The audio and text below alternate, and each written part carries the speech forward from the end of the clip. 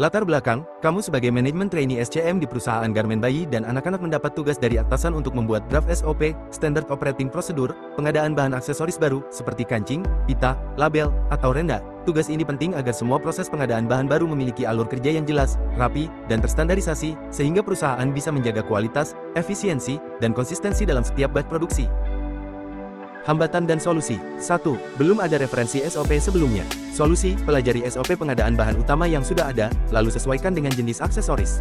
2. Koordinasi antar departemen berjalan lambat. Solusi, gunakan grup komunikasi internal dan buat emailin sederhana agar semua pihak tahu batas waktunya.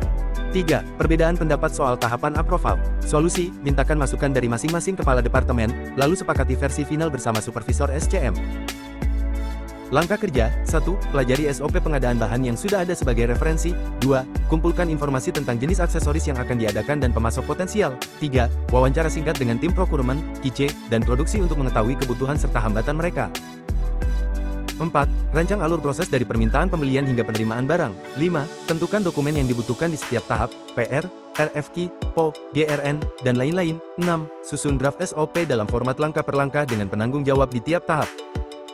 7. Tambahkan bagian kontrol kualitas dan evaluasi supplier.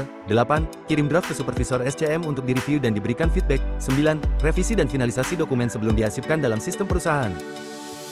Pihak yang terkait. 1. Tim procurement, menjalankan proses pembelian sesuai SOP yang disusun. 2. Tim SCM, PPIC, mengatur jadwal dan memastikan kebutuhan bahan sesuai waktu produksi. 3. Tim produksi, memberikan data kebutuhan aksesoris per model produk.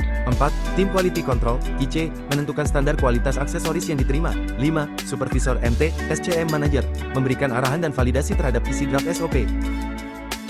Pengetahuan yang diperlukan, skill penyusunan SOP, analisis proses bisnis, komunikasi antar divisi, pemahaman alur pengadaan. Dokumen, SOP template, purchase request PR RFQ, request for quotation, purchase order PO, good receiving note GRN. Alat, Microsoft Word, Google Docs, flowchart tool, misal, Lucidchart email, ERP system jika tersedia.